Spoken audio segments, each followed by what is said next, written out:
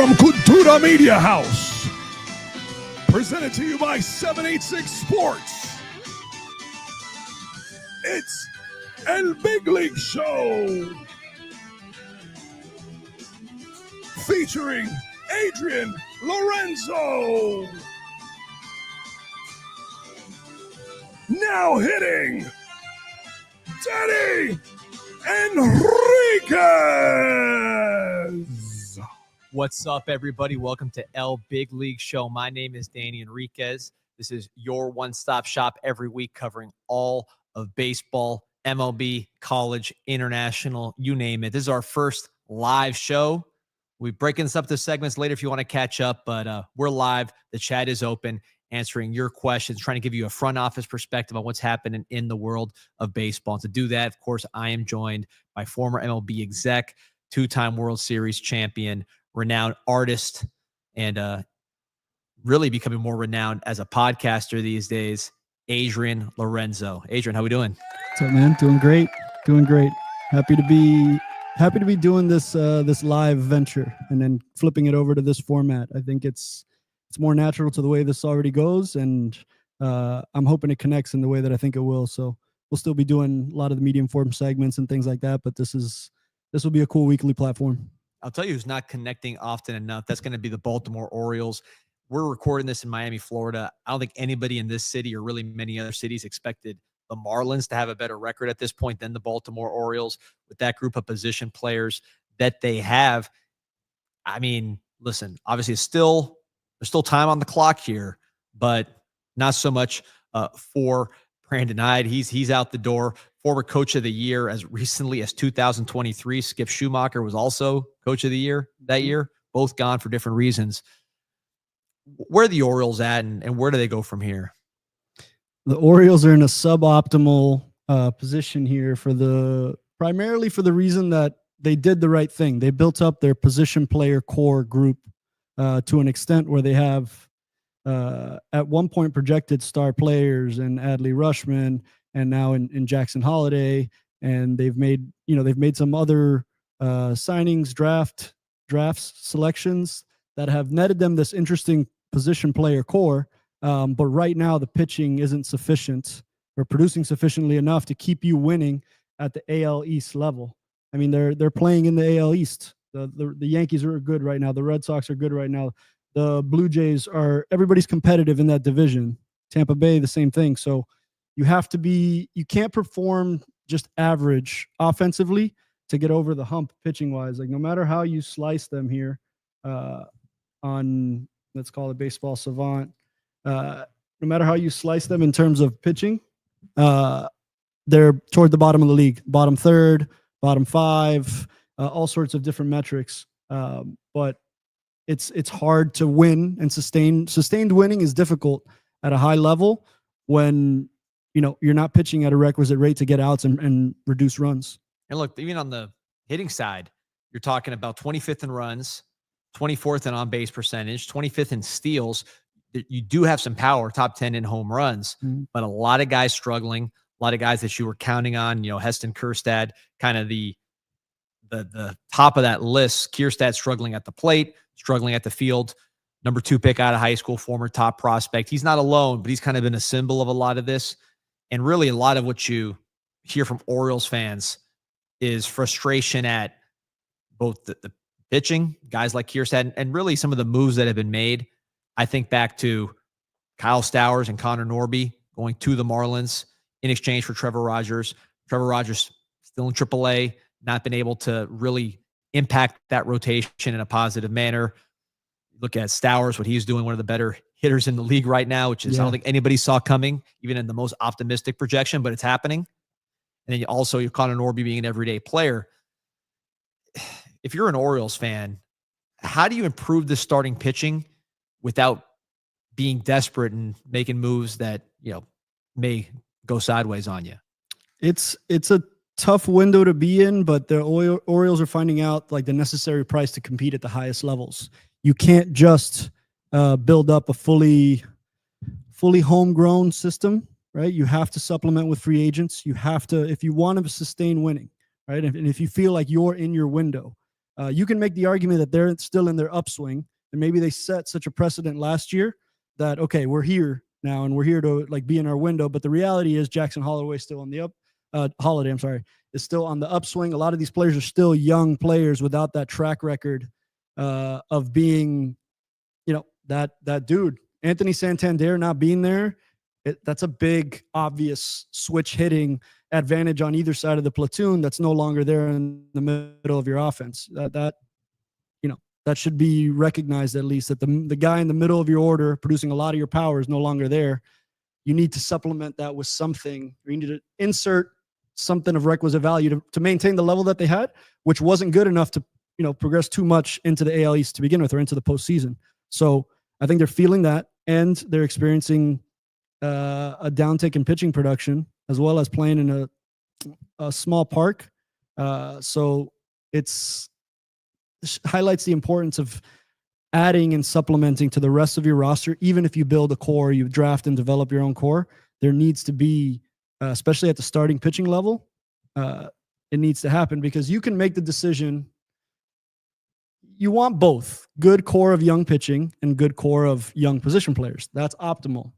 That's hardest of all things to do, to have those two things be timed up perfectly. So let's say you do get the position player core, a la the Cubs back in the World Series era. They had this young position player core and a few good arms, but they really supplemented on the arms front to get where they needed to go. I think the Orioles are in that stage of it, where they decided to go the position player heavy route, or it just broke that way. They drafted and developed more hitters than pitchers at this current moment. And so you need to supplement that with the free agency market. And I think that they've attempted to, it just hasn't broken their way just yet. And entering free agency at the highest of its levels, Corbin Burns last year, that's really expensive too. And the Orioles are not among the wealthier teams in baseball in terms of traditional payroll spend. So they're just caught a little bit in between right now, and they're off to a rough start. But you mentioned the manager.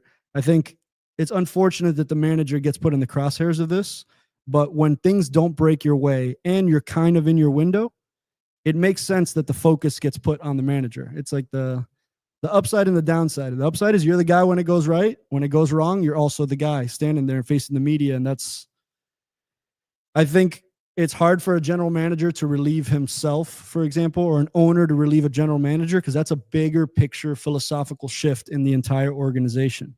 But when you remove the manager, you maintain a lot of the current integrity of the whole system. Somebody's just got to get the axe in some instances. And I think Brandon Hyde, it's happening for whatever reason. What also has to be recognized is that they're just not playing well. They're playing flat. That could be for a million different reasons. Brandon Hyde just won Manager of the Year, right? The two Managers of the Year from 2023 are not managing right now. 2023 was not that long ago. So we're right there. It's not always the manager's fault, but you can feel an uptick in the way the club feels after a manager switch. You do it right, you time it right, you pick the right person. They may already have credibility built up in that clubhouse. Something had to change. Unfortunately, it has to be that sometimes, but that can inject some energy into the club. So they're underperforming. So when they are performing, I'm curious to see what that looks like and if there's a stabilization, but it's a pretty deep hole that they've dug so far. And put yourself in that front office. I think back to the Marlins. This is before your time, but when you had JT Realmuto, Christian Yelich, you had Giancarlo Stanton, you had Ozuna, did not have the pitching to really take those guys where they needed to go. We saw them constantly chasing pitches for control or trades for controllable starting pitching that really ended up being lopsided at the end of the day because that was such a high value commodity on the open market. Is the path free agency? I mean, how do you get that staff where it needs to be when you had that young position player core without you getting kind of extorted by teams that know you need the starting pitchers and know that that's the most valuable commodity on that market? I think it's important to remember how many different ways you can acquire a pitcher, right? So draft and develop, that's the most traditional way. Internationally sign, develop, that's another way. Internationally pro sign, so you're talking about a pro pool of players, the KBO, the NPB, you can look at that market, and the Orioles have with they've gone in that direction before. or you can go into free agency, major or minor league free agency. And then there's the other option, which is the trade route, right? So you can trade for pitchers. Now, teams hoard elite starting pitching, rightfully so. They value that properly. Therefore, the price to play at the trade level or the major league free agency level is high. There's a narrow path for minor league free agents, guys that get signed on off roster deals that get activated into major league deals. A lot of veteran pitchers take this route. Maybe there isn't a guaranteed spot on any roster, but I'll take the minor league deal to make the roster, and then it'll get activated to a major league deal. You're usually playing with better options in major league free agency than with minor, but there is a path through minor league free agency to supplement. So that's all these different ways to get the right kind of starting pitcher. But this is one of the harder things to do in baseball, to develop elite starting pitching and in multiples. You can't just have one outlier starter that you develop. You have to have, Mike Hill would always say you can never have enough starting pitching, and that feels true across any organization. The rate of attrition is such that you just need this massive depth to compete at a high level in the big leagues, that you can never have enough. Therefore, you're always trying to acquire it via all these different ways that I just mentioned. But those are viable. You can point to a success story within each of those paths of a team creating value through one of those means. The Diamondbacks with Merrill Kelly signing out of the KBO. The Tigers drafting Tariq Skubal out of the 9th round. Right now, a Corbin Burns via major league free agency. There's all sorts of different ways to access pitching. Comes down to the evaluation of what guy is in the right window to help me right now. And the Orioles, like that on the pitching side of things, that hasn't stepped up in terms of how they've addressed those pitching holes, and they're paying for it right now. Yeah, man, I know I keep coming back to this Marlins example, but it reminds me of that era. It's true. You had the absolute best, or one of the best pitchers in that division with Jose Fernandez, but because you did not have really much else, you weren't able to consistently win, even with elite pitcher, elite position player, young position player core. So yeah, just the numbers seems to be hurting them, especially when they've had some injuries themselves with their starting pitchers, some of their more promising guys going out for an extended period of time. So what's interesting there though is that the Marlins lived that during the Jose Fernandez era, where you had this core of position players, and then you're starting pitching what was lacking. And then the next iteration of that, the starting pitching was plentiful, but then the offense and the position player side of things was always insufficient, or not scoring enough runs. And so that lesson taught me that you can't starting pitch and defend your way into competing with the Braves and the Phillies and these offensive teams. They'll kill you in 162 games.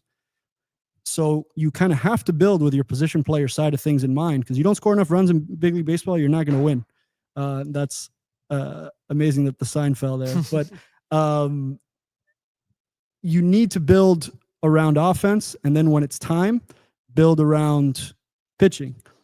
But the Marlins showed, or my experience with them, you can have elite level starting pitching, and if you don't have the run support to have that gets wasted across 162. Now that elite level starting pitching really shows up in postseason play. So, but you got to get to the postseason in order to access that. So it's just really tough in terms of you have to time up these things perfectly. That's why winning is hard. So in such a specific way, very, very difficult. And you have to have these two things operating at a sufficient enough rate, pitching and hitting and defense, to equal big league winning. And it's really difficult. Tough needle to thread. Let's take a step back and look at the Orioles front office and kind of how they operate, how they get down, how they're structured. This a cliche about the type of player that they have been after. I remember going to an Orioles game last year, seeing them up close, the body types, everybody just kind of looks pretty similar across the board. Talk about a Jackson Holliday now joining this core and having a good offensive season, not quite as effective on the defensive end there at second base, still finding his footing there. But they all kind of fit the mold. Vance Honeycutt was their draft pick last year, same kind of model. If you were to explain to somebody what the Orioles look for in position players or in draft picks in general, and just kind of how their front office is structured, how would you describe what they do? It feels like it's a early Astros or kind of primetime Astros types of philosophies, because Mike Elias was the amateur scouting director with the Houston Astros when they were in their kind of peak years. So he was part of those Bregman drafts, all those Kyle Tucker, I would think. My timeline might not be perfect, but that tree started with the Houston Astros tree, and I think that the Orioles have gone a similar path. It's a not automatic deferral to the model or an analytically driven team, but kind of actually, yeah. I'd put them more on the analytics side than on the truer scouting side. But they've combined these two processes well. They've scouted well. You have to hit with some of those high draft picks, and they have in some capacities. I mean, we're talking about Jackson Holliday is an exciting player. Yeah. Adley Rushman's an exciting player. Grayson Rodriguez is an exciting player. Gunnar Henderson. They all Gunnar look Henderson. The part too. They're all like those are all just numbers. These guys look like baseball players. Right. That's why I think I'm not worried about them long term. But when you're in your window and you're expected to win, and things don't go this way, that's why I think you see a manager shift.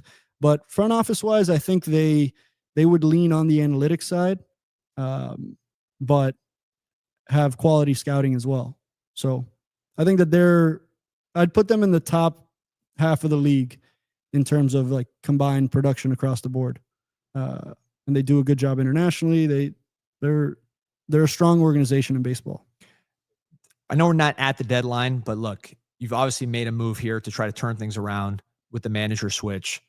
From a personnel standpoint, what are the kind of things that you are doing or just preparing to do? Not even the move itself, but the kind of the preparations if you're in that front office. Like, what is the front office for Baltimore doing right now to make sure that not just long-term they're set, but that this season has a chance to get back on track?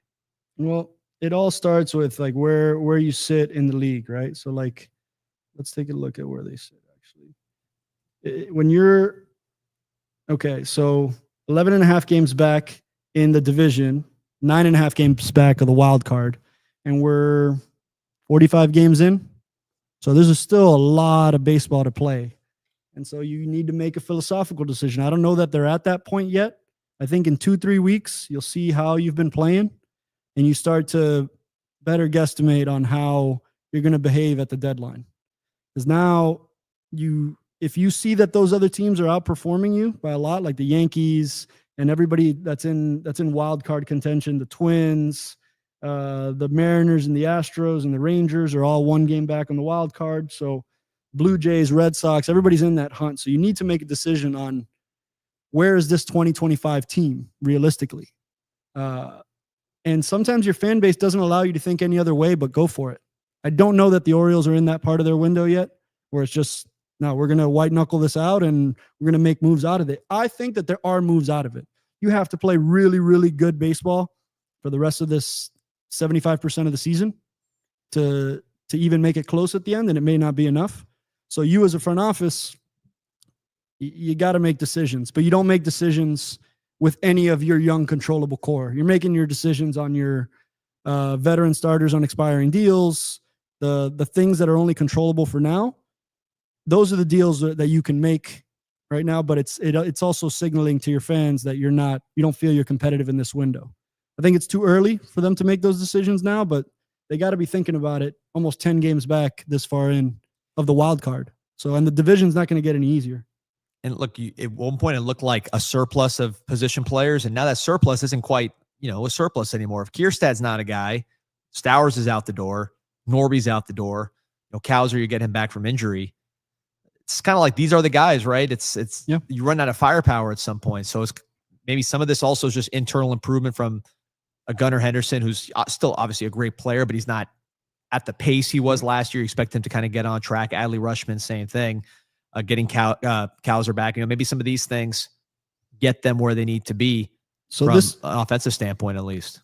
This is where how strong is the rest of your system now? Okay, so free agency is gone. That happens in the offseason. There's some guys who could come in as like late starters that didn't sign at the beginning of the year and are kind of sitting at home. That's usually a more veteran-laden pool.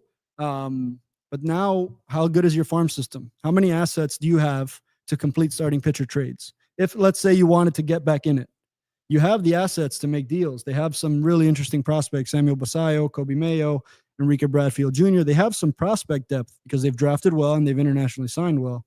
So you have moves to make, but how much is it going to hurt? Like, do you want a deal from your top prospect pool of guys that are close to major league ready? Probably not, but that's who teams are going to ask for. They're going to go to the top of your system.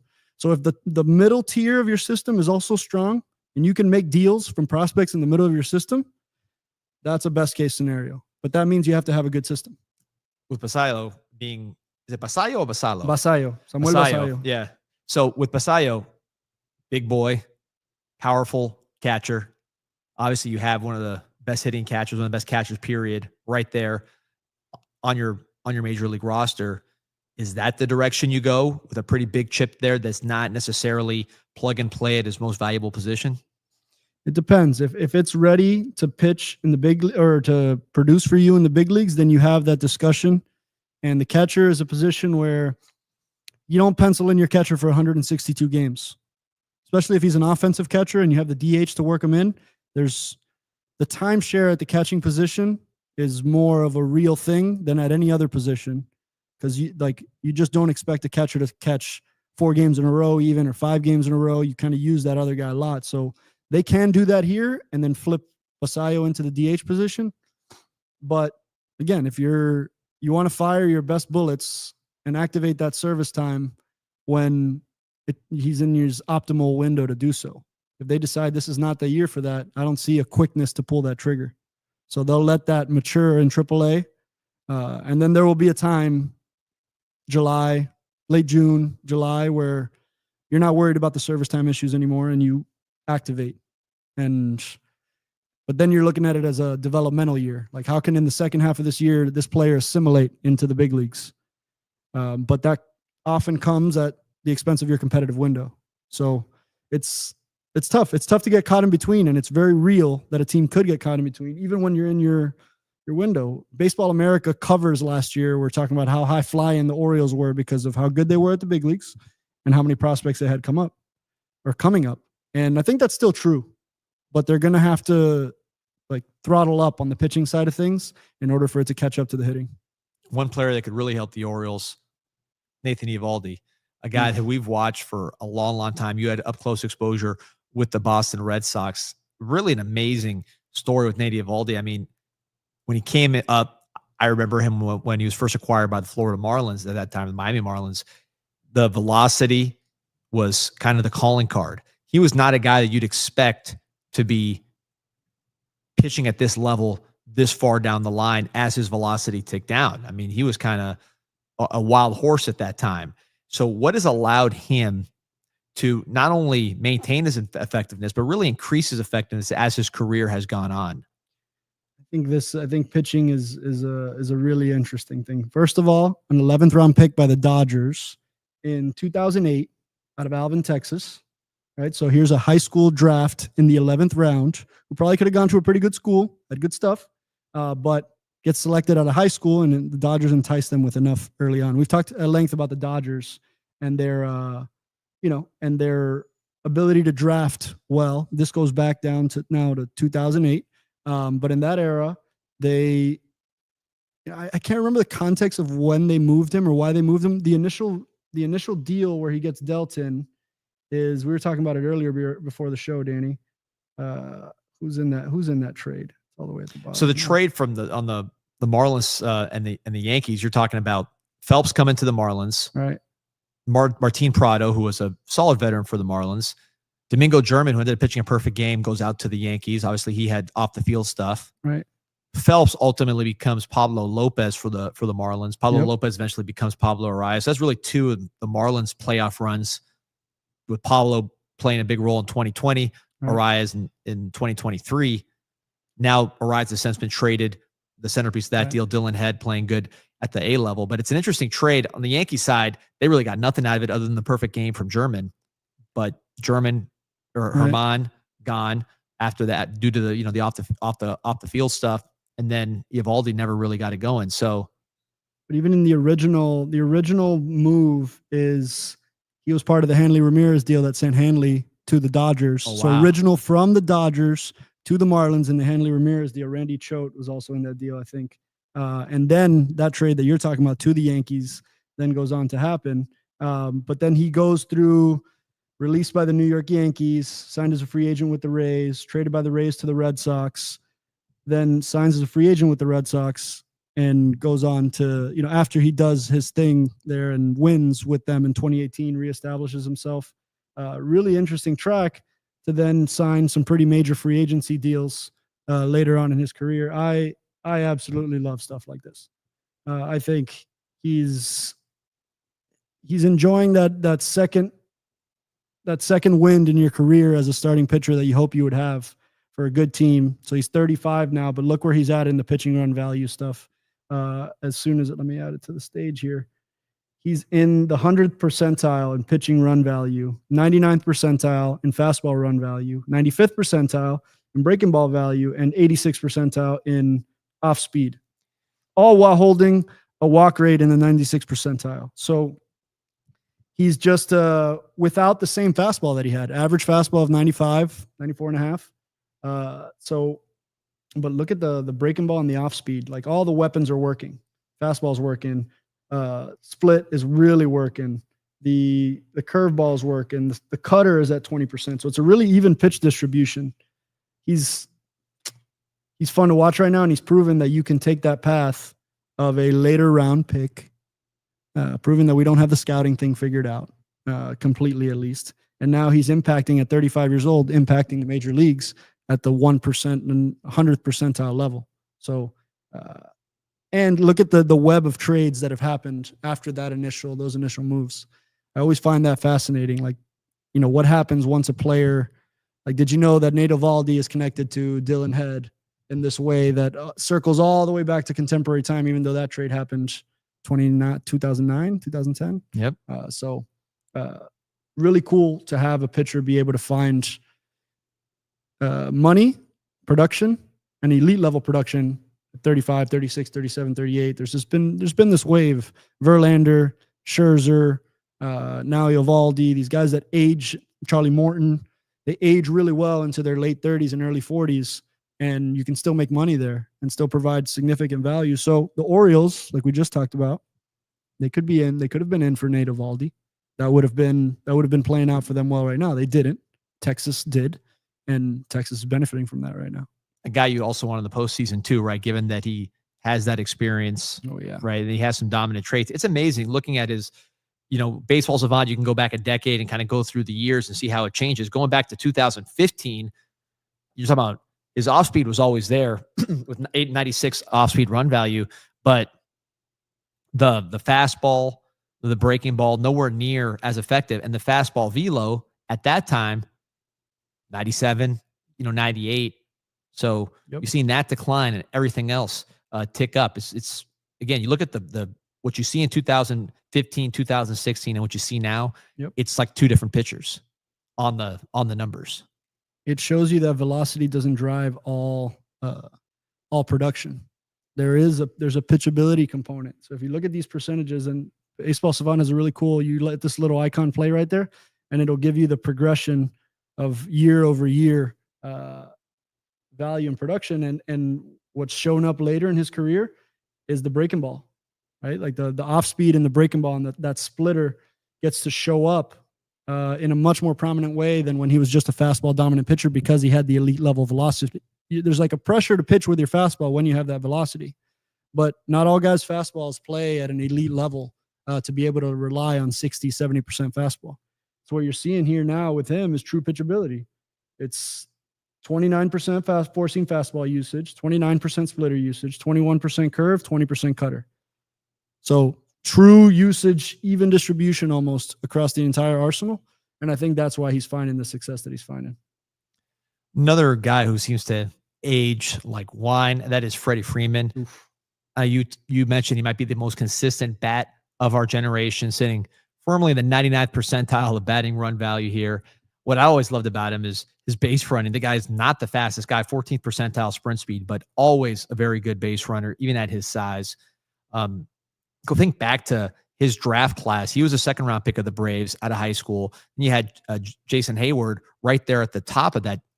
He was, I believe, the 14th pick of the first round, but pretty quickly was the top prospect, the guy. I remember his debut was like Strasburg, was one of these big events, and he performed in that game. Obviously, he's had a great career himself, outstanding career. I think he's over 40 WAR on his career. But Freeman is sort of separated here in the last 5, 6, really the last decade, he's been steadily pulling away. Talk about just that. First of all, what a draft class to get those two together. And then also a prospect like Freeman, who maybe is not as obvious as a Heyward, but continues to get better and find new ways to be effective. Man, what a draft. First of all, that Braves, whoever's the Braves scouting director, scouting department in that draft, I think to come out with one player that has 40+ WAR and World Series championships. And then now we're talking about Freddie Freeman, who, man, Freddie Freeman, that guy is a problem. Every time you face him, that is a real problem. But you asked about the scouting side of things. They took 2 high school players in that draft. And I think they shot for the obvious upside with Jason Heyward. And I think in that era, it was just a big, physical, athletic dude with top of the scale tools in some direction, left-handed bat, just a really exciting player. And he's turned out to be exactly that. But Freddie Freeman, also taken out of high school, was kind of a ridiculously polished high school bat when you think about it again. Like his progression has been nothing but straight up. And then when he's been in the big leagues, he's just been the best left-handed hitting first baseman, or probably one of the better first basemen for about a decade now of consistent high-level, elite-level production. When I was with the Marlins, the Braves, they beat us so bad every time. It was like a younger brother, older brother syndrome that the Braves they had our number across the board. And Freeman was in the middle of everything. The advance, he was a nightmare to advance prepare for because there was no hole, right? And he would get into these 2-strike situations where he's very hard to strike out, and he's also capitalizes on mistakes. And he'll find a way to get that tough 0-2 pitch flared over the third baseman or stay inside of a ball and hit a double in the gap when the pitcher executes his pitch. He was just really, really difficult to pitch to, and he can hurt you. And he was always behind Acuna and Albies, which were on-base machines, were always in front of him. But man, if Freddie Freeman didn't show up every game, if you go career stats against the Marlins, I'll bet Freddie Freeman has to be one of the career leaders. No, it feels like it. It feels that way. And it was that way. And then he kills you defensively as well. He's one of the better defensive first basemen of this generation, period. And underrated in every asset. Not only outs above average covering ground, but as a first base receiver, the things that he would bail Dansby Swanson and Austin Riley out of, like these ridiculous situations, and he would make the heads up instinctual play, were more than I can count.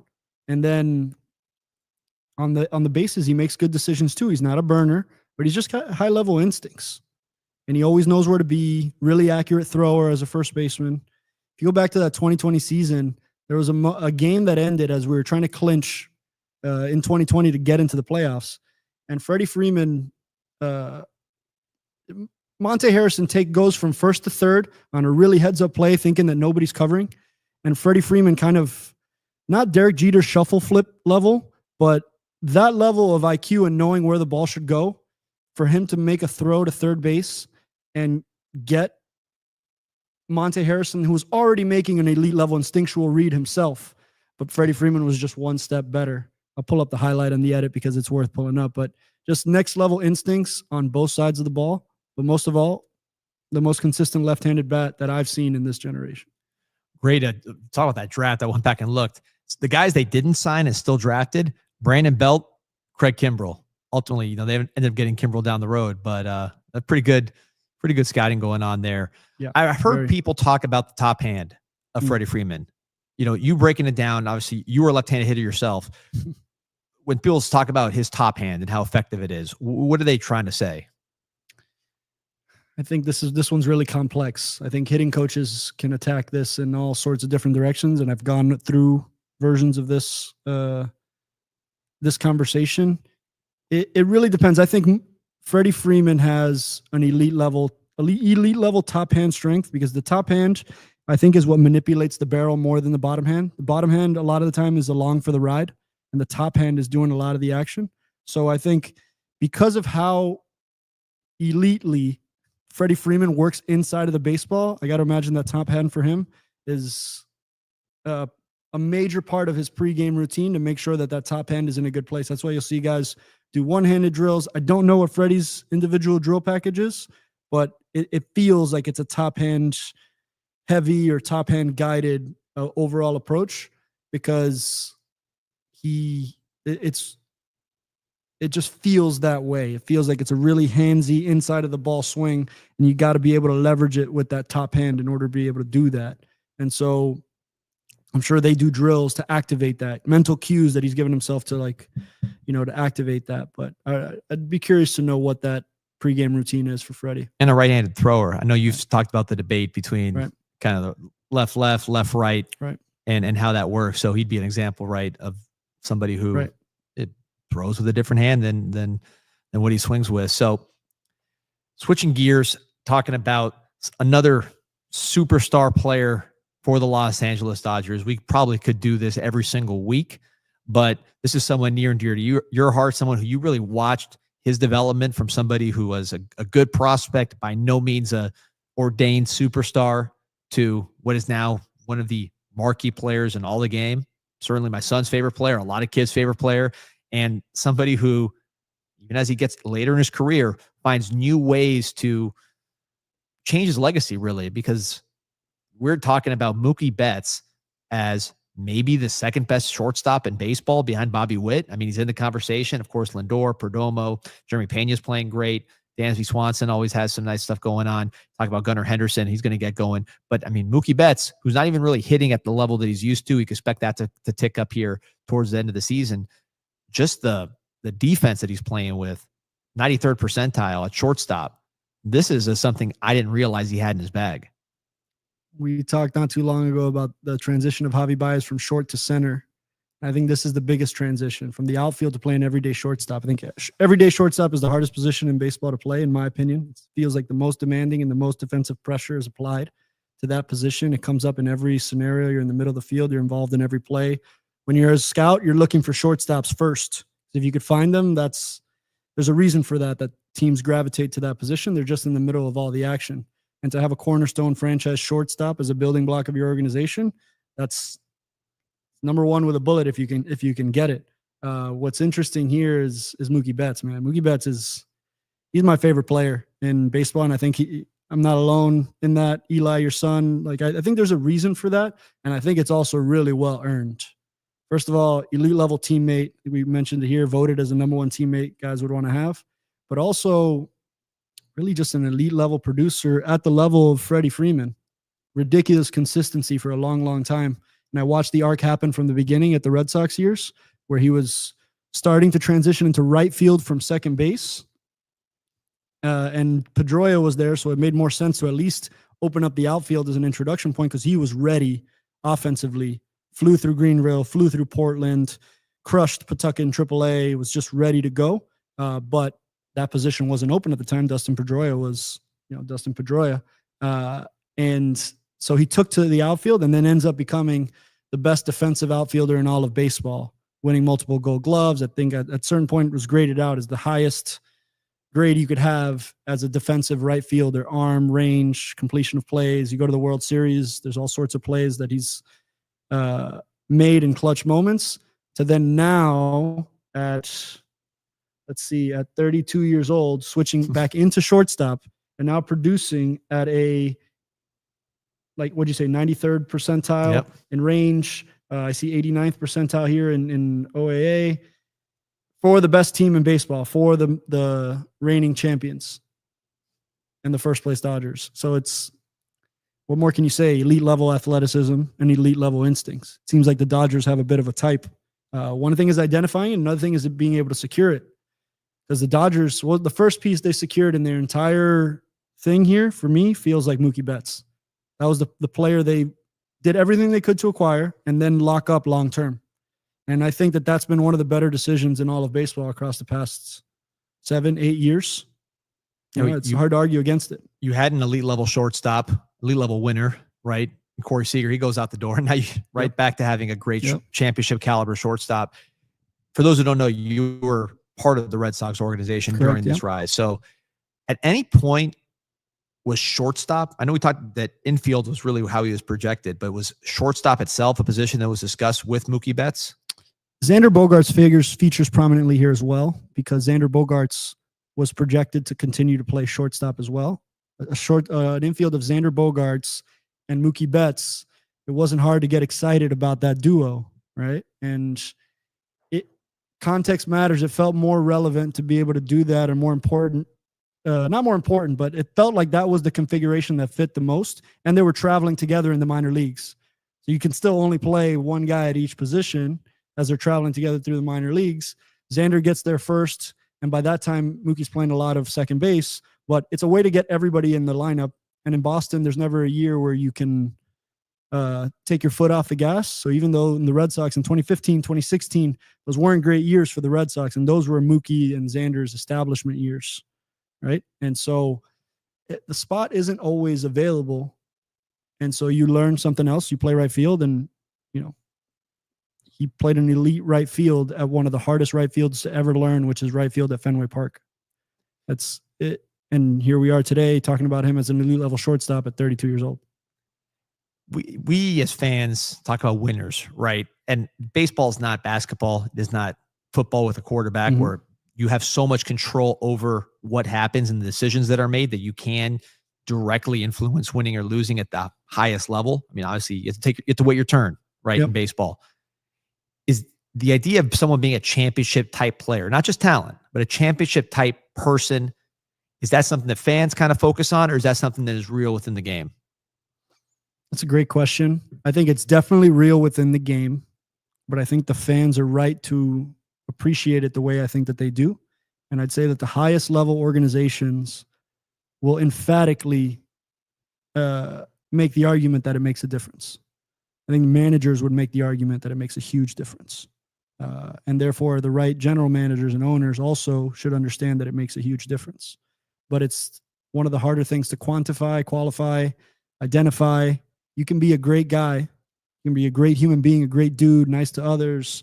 And that still doesn't cover the full range of things you need to be to earn the type of credit and value you just described, championship level players. It's really comprehensive. And some guys can do it. You can do it from different personalities, different standpoints. You can have presence in different ways. I think if I can speak about Mookie Betts in this case, he's just the relatable guy in that clubhouse who's gotten paid. Guys subscribe a certain level of respect for guys who have gone through the free agency process, go get themselves a good deal, change their trajectory of their families. It's almost like you need to have the cachet of that getting paid to really truly be not championship level contributor, because other guys can contribute, but that respect, right? Like an elite level player in the game that was rewarded as such. Then be a good, relatable dude. Then be open to different styles of people, right? Like such and such from Dominican Republic out in the sticks in the Dominican, and someone from Caracas, Venezuela, and someone from Curacao or Aruba. Like, you got to be open-minded to be relatable to all these different styles of people as well as staff members. And I think that that's another thing that would be said in spades about Mookie Betts, that just a relatability to everybody around him. But then the most focused thing, in my opinion, is that ability to lock into a zone when the moment is its biggest or a crucial moment in the game and make the right play. Think back to that play against the Yankees where Garrett Cole didn't get over to cover first base in time for Anthony Rizzo to complete the out. Would have changed the trajectory of that game. Who's hitting there? Mookie Betts, but makes the hustle play in that moment to be safe to then open up the rest of that inning. And I feel like he finds himself in the middle of that all the time. And that is a championship level quality. Like being right in the thick of all sorts of important moments and being talented enough to do something with it. I think Mookie Betts' old team, the Boston Red Sox, right? We see what's going on with Rafael Devers right now. I'm not going to just, crap on him, but he's hitting again. When your best player, in this case, Mookie Betts, who, look, Yotani Freeman, let's just say one of your absolute best players, one of the best players in the league, is so open to basically being treated like, the utility guy at the bottom of the roster. Does that make it easier, in your view, to deal with everybody else? Because if he's doing it, who are you to refuse something that's going to make the team better and help you ultimately?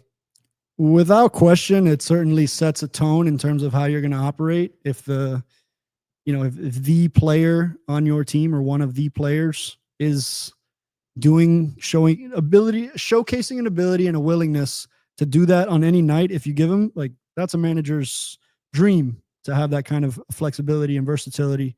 And I'm sure if they had a shortstop come up that was like an elite defensive position, he'd defend late and right and pivot back out. You don't want to mess with that too much. But I mean, it opens you up in terms of all sorts of options that you have. And on any given phase of a major league season, remember it's 162 games. There's different lineups that you need for April than what you need in August. And maybe the configuration, the optimal configuration, means certain guys being able to move here, or at least for a night play there. The willingness just opens up all your options, not only as a manager, but as a front office in terms of what places on the roster you have to supplement, right? Like if all of a sudden they're having major right field issues and they have an internal shortstop option, they know that they can pivot there and maybe acquire the best starting pitcher because they have an internal fix or solution for that problem. And I think I do want to defend Devers a little bit, though, in terms of I think he's like everything else in Boston. Things get magnified when you say the wrong thing. I think we're crossing a language barrier here as well. He's saying all of this through an interpreter. And I'm not saying the interpreter's not getting it, word for word correct, but there's a cultural translation here that I think it seems unfair that that's what's getting lost in all of this. And it's being made that Devers doesn't want to switch positions. Look, at the end of the day, Mookie Betts is an elite level defensive player, comfortable in his defensive capabilities. Rafael Devers is one of the best left-handed bats in all of baseball, full stop, period, right? The defense isn't quite at that level, and third base just demands a huge degree of defensive focus, precision, out completion, all of that. So what they paid for with Devers was the bat. So now they've already asked him to shift into the DH role, which is a pride hit. It's a pride hit to be told you're removed from the position you've always played. Probably the first time in his life that he's the first time ever, there. Right? I think that in Boston, you just got to kind of handle that enthusiastically no matter what, and find a way to get to have a conversation publicly, outwardly, that doesn't look like the one that he had, right? Because it didn't go over well the way that he would have wanted. I think he'd rather have this one back a little bit in terms of how to initially react or respond to this. But it's a shift that you're asking a player to make. And first base, people think you can just stick anybody over at first base and it's an overnight success. It's not.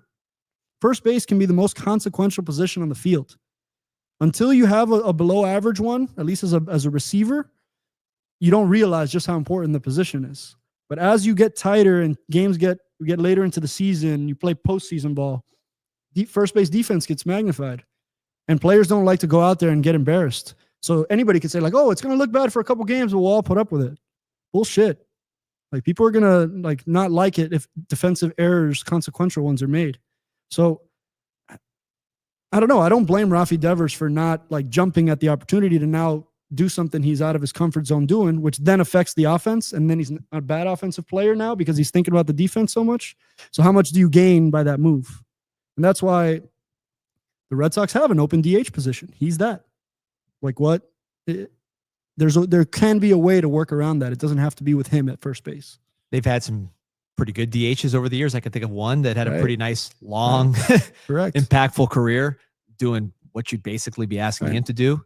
I wonder if that's been, that relationship is there. I don't know, but I think you're seeing the Boston media in action though here, because that used to be more of an adage, like that the Boston media now in this era, press has changed. Press coverage has changed a little bit, but Boston had a long history of being just kind of tough as a media market, and not unfair, but just everything is magnified. Everything is augmented. Back to Ted Williams. Back to the Ted Williams days. And so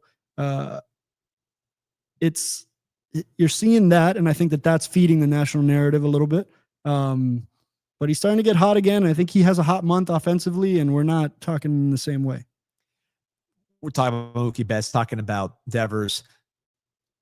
Obviously, every level of baseball, you start with the parents fighting over which kid's playing shortstop. Then the kids get older, and you in the major league level, how much of this goes on that fans don't know about players' pride about playing a certain position and having to move guys around, and the human. I mean, we can all sit here and make the lineups. It is going to be optimal and play with fantasy baseball and just kind of say, hey, this guy, put this guy here, call this guy for the minors. He goes here. He goes here. The human element, actually dealing with these professional athletes with a lot of pride and telling them to switch positions. how much of that goes on behind the scenes that you at the front office level or the managerial level have to deal with that fans don't know about? If you're doing it well, and by doing it well, I mean you communicate with your players well, there isn't one way to do this, but there's always conversation. And this is where things that you can talk models, you can talk about analytics, you can talk about data. At the end of the day, this is a human conversation you're having with a major league player, a prideful one, a successful one, to now do something different other than what he's, has done to this point. So that's where it takes an art, right? Like, and that doesn't, all the pressure of that doesn't get put on Craig Breslow or Alex Cora, for example. Like, there are staff members along the way that have been there for his development and that have vested interest of the player in mind as well. There are delivery methods through which you can have a subtle integration of conversations where the player can feel like it's almost like he can buy into the plan and start out in spring training and kind of roll into this in a way that's comfortable to him and doesn't upend his offensive stuff. I want to be clear. If you're not having a good defensive day, it's hard to compartmentalize that into not turning that into a bad offensive day. I watched this happen with Pablo Sandoval to a certain extent in Boston, where offensive struggles can come because of defensive struggles, an inability to handle the third base position as well. And then that bleeds into how good of a player you were on offense, which is the reason you were required to be in that spot. So it's dangerous to just go play anywhere. Some guys can do it. Some guys are not as well positioned to do it. But it's a conversation that you have to have with a player, and therefore it's going to depend on the capital and cachet you've built up with that player. You have somebody who can deliver a message in a way that makes the player feel like he's part of the process and involved in the decision, has agency in the decision. I think it's going to land a lot better than if you just hey, this guy's hurt, I need you to now go play first base. I'm not saying that's how it happened in this case. I don't think it was. But the player's also got to be receptive to that conversation too. And what do you do if he's not? And you still have to make the move anyway. These softer touches that I think maybe it doesn't happen in conversation 1, conversation 2, or conversation 3. And it depends on how good the humans are, right? Like, how well can you deliver these messages to have the player get behind it? Sometimes it's downhill. Like Mookie Betts would have been like, let's go, let's do whatever. But Mookie Betts is involved in all those decisions himself as well. This one didn't break that way, at least not outwardly. But I don't think that it exposes something negative about Rafael Devers or the Red Sox. I think just these two things met, and at the moment that it got most magnified, it wasn't handled perfectly. But again, you have a hot month, and he gets back on track, and now he's your everyday DH in the middle of the lineup, which he's trending back toward. I think a lot of this is forgotten in the grander scheme. But I don't think we should ding him makeup-wise for that. Somebody that could end up at shortstop, could end up in the outfield, third base. I'm not sure where he lands. Maybe you have some input on that. But certainly the bat is playing. That is Sebastian Walcott for the Texas Rangers, native of Nassau, Bahamas. I know you have been huge in pushing this Bahamian baseball market in your role, head of international with the Marlins. I know you signed several Bahamian players, Ian Lewis being one, very close with Jazz Chisholm, we know what he's been able to do at the major league level. So with Walcott, 5 home runs already as a 19-year-old in AA, 6'4", 190. K rate's a little high, but he's been walking more. $3 million bonus. This was not someone who snuck up on people. Talk to me about the Sebastian Walcott story and the story of Bahamian baseball in general. I think the Texas Rangers did a really good job identifying Sebastian Walcott early on in the process and locking in on him as an elite level international free agency sign. So they deserve credit first. And I remember because he felt like he was off the market before you could even have a chance to really kind of get a full assessment of the player. And that is a market that I have a close kinship with. Had some overlap with Jazz Chisholm, Ian Lewis, Gennaro Miller. There are some other Bahamian players in that sequence that I've seen up front. I've been in Nassau, 10, 15 trips to Nassau just to scout Bahamian players in particular. And it's this whole other market. It's a really interesting market because the Bahamas are tiny.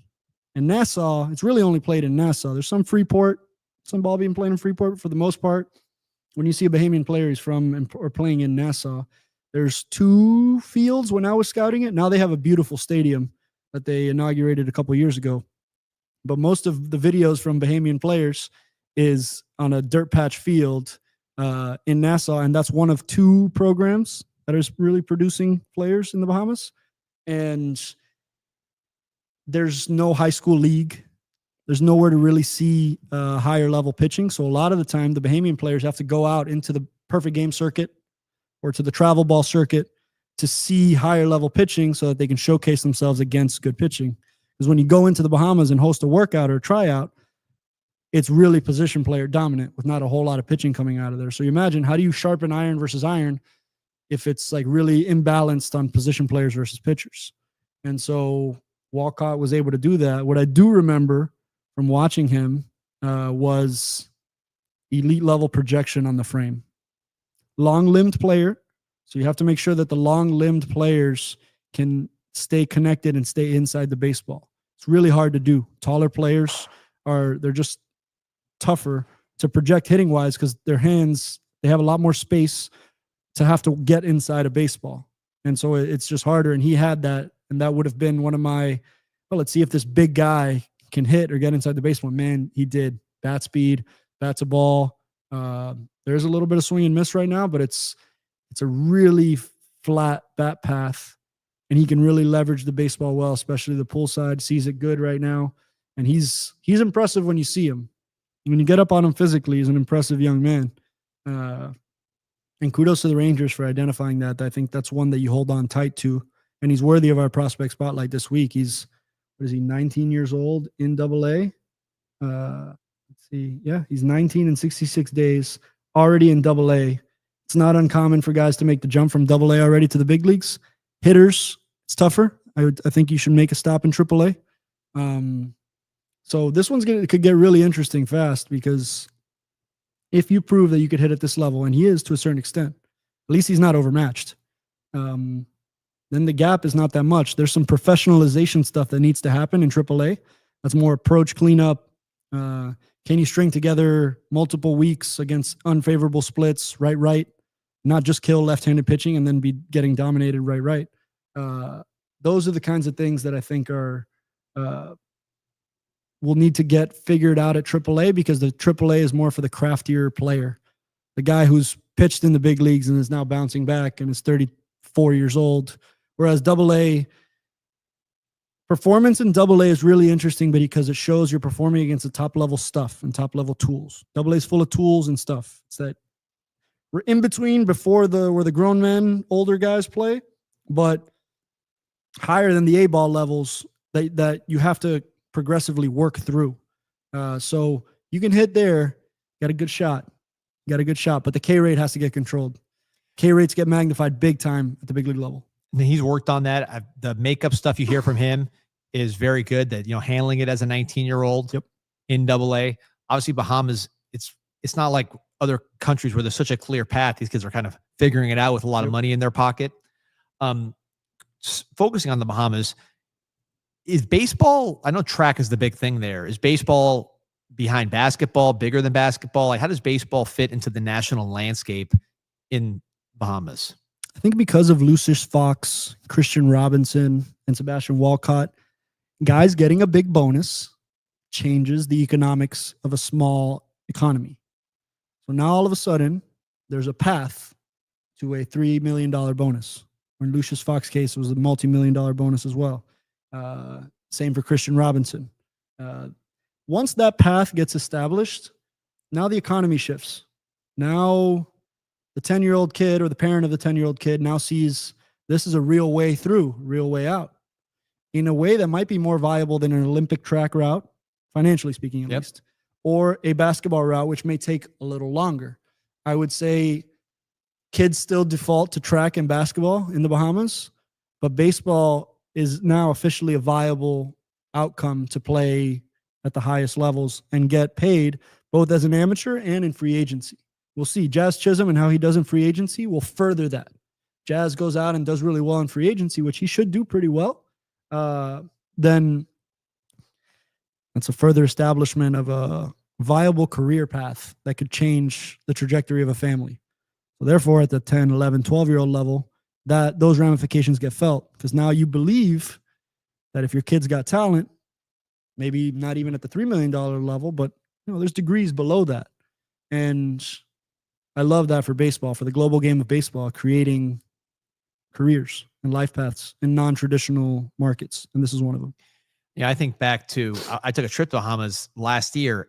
Everybody was Jazz Chisholm's cousin. I met like 3 of them because I was wearing my Marlins hat. So people kind of stopped and said that. This was different places. Oh, yeah. And the Marlins games were on TV, at least the TVs I saw. There was the local Miami feed gets out there. So I wonder from a spectator standpoint how it's progressing. And then my question would be, could colleges, now that you're paying NIL, Bahamas is not far. Certainly there's a ton of colleges right there in the Southeast, pretty close English speaking. Just hard for the college or important for the college qualification component.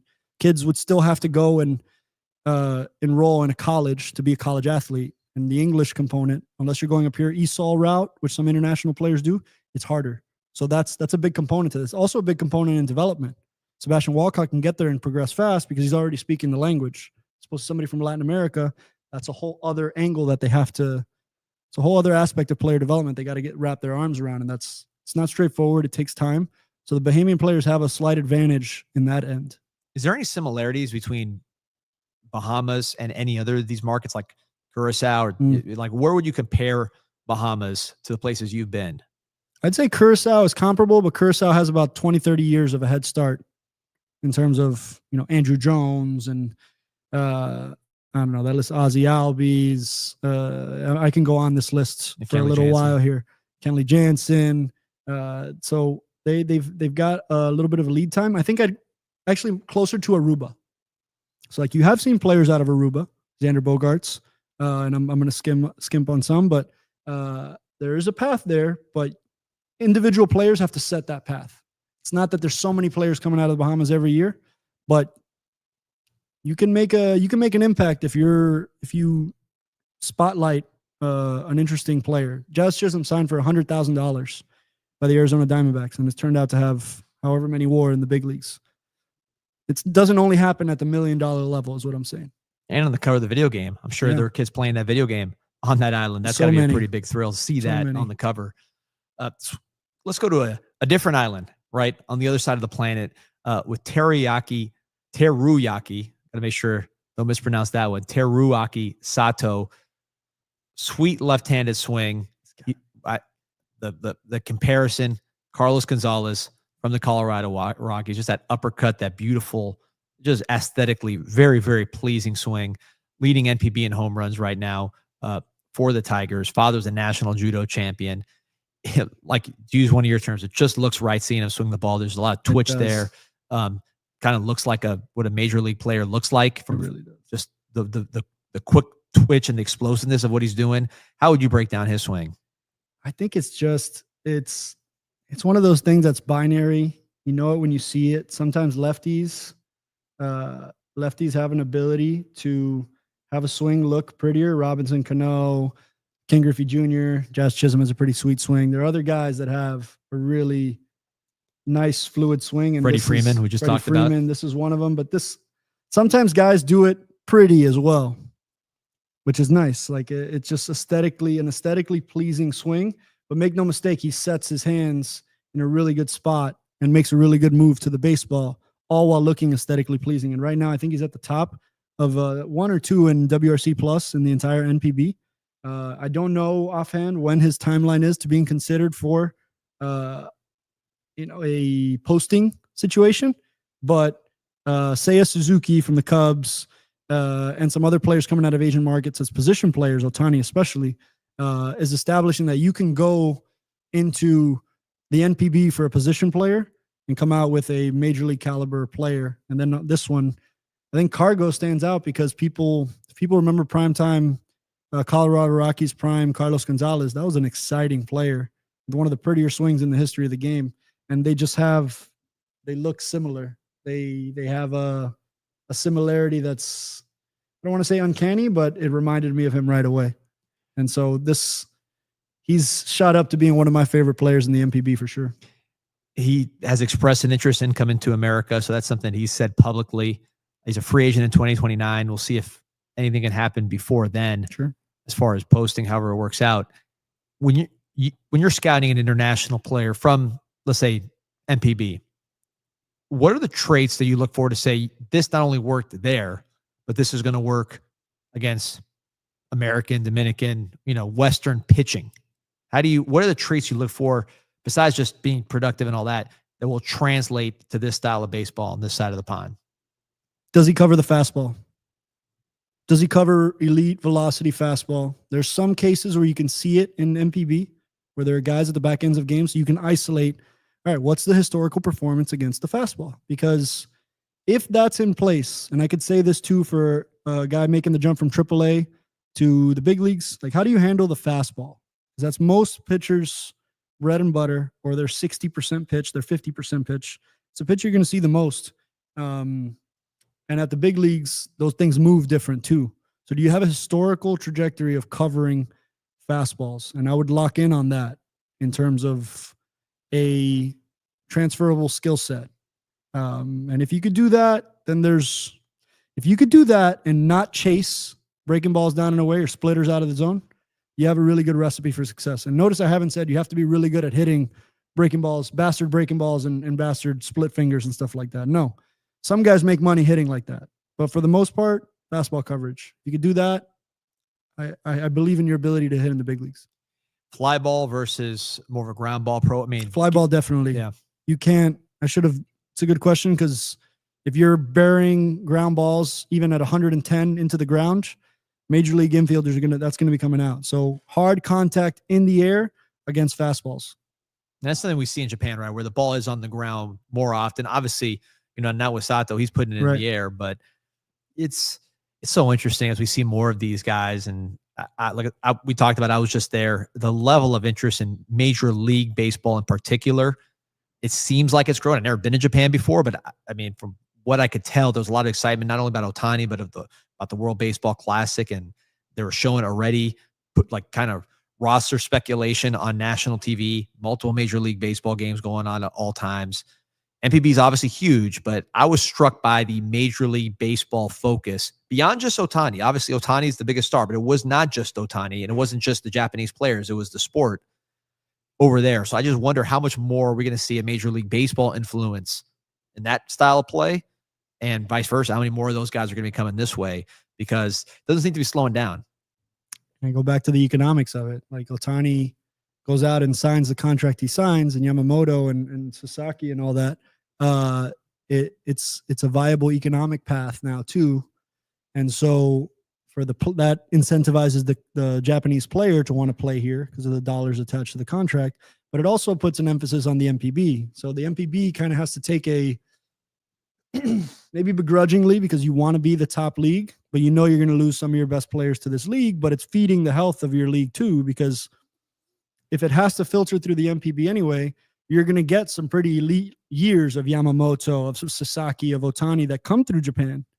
And building, you need the pipeline for somebody to go and make money in the major leagues in order to up the quality of your own league. So I think they'll make a trade-off, even if it's begrudgingly, to lose some players in order to elevate the quality of the product. And that's what's happening. And so Scott Boras was just saying something on Twitter this week where he called Ohtani a $1 billion player in terms of total universal global value. And I don't think that that's an out-of-pocket statement. I think that that's he said 1/10 of the way there on the contract. How many people are in Japan?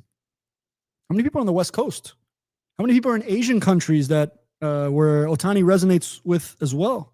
So Asia is here to stay. And if you were at any of the WBC games here, in any Japan matchup, especially that USA-Japan one, I don't know, man. There are Game 7 World Series that don't have that level of energy, that don't have that level of electricity. And so I think it used to be because they played baseball really well, really clean game of baseball that was good for tournament round robin style play. But now they're matching tool for tool, if not outperforming tool for tool across the world. So Japanese baseball is here to stay. So is Korean baseball. Asian baseball is having a moment. We got a question here from the Cuban Oracle in the chat, and basically asking about, does baseball need more international players? We've heard the opposite, right? We've heard we need more American players. There's too many international players. You've heard that from people. Do you think baseball is going to reach its peak as sort of like how soccer is now, where it is a completely international sport and you cannot say that one country dominates? You have your powerhouses, but there is no, if I ask you what country dominates soccer, you can't just say, you know, USA or like it is in baseball right now, or really truthfully Japan. When we talk about international competition, it's parity. Powerhouses, but many powerhouses all over the globe. Do you think that's baseball's kind of peak form when we get to that point? Yeah, I think we're working our way there. I think 2 biggest contracts in the history of baseball, somebody from Japan and somebody from Dominican Republic. In the history of baseball, those 2 contracts totaling it out to what, over $1.5 billion in free agency dollars. So that's where we set value is what we're willing to pay for something. And those 2 guys are international players. I think we're reaching almost 50% international player in the minor league side of things, maybe 40, high 30s, low 40s on the major league side, and steadily trending up. So I don't think baseball needs more because I think that we're seeing some pretty even distribution. Like there's some superstar talent coming from international. So that would imply that there's some deficiency, which there isn't. But I think baseball's better when it's a completely global game. And on the domestic side of things, who's on the other side of the WBC with star-driven players? The USA. So I think it's good when all markets are really good. And so I think baseball's having a global moment, but the globalization is only getting it's only going in one direction. It's not being reduced, in my opinion. And Mexico, kind of a sleeping giant. Venezuela, like, you know, Anthony Santander signed a massive deal as a Venezuelan free agent this offseason. I could always connect it back to that because it connects to the original decision for a kid to chase baseball in all these countries. You see that and you envision yourself getting that money for your family. And then that's the whole ball game right there. Talk about incentive structure. That's a pretty good incentive. If you see Juan Soto's deal and you're a young outfielder in the Dominican Republic, like, and degrees below that. It doesn't have to only operate in the extremes. Yeah, and look, you got leagues in these countries improving. You talked about the Mexican league and how well funded it is as that continues to escalate. Yep. I keep going back to Mexico because look, Dominican and Venezuela, I mean, they're doing what they can, right? They're there. Mexico's more emerging market. Yeah. It's so big. If you can get that going at the same time, they love soccer, but it's not like they're a soccer power. That's one area where I think there's some movement. And then of course, you know, Asia, who knows where that goes. Taiwan has produced players in the past. You know, could that continue to be something where we get like a Taiwanese Otani or Sasaki or whoever, Yamamoto, whoever it is. So exciting times, man, for the game of baseball. For sure. Right in time for the World Baseball Classic, which we'll be covering a ton, just like the majors, the minors, college baseball. We'll have you covered here on El Big League Show. Like and subscribe, and we will see you guys next week.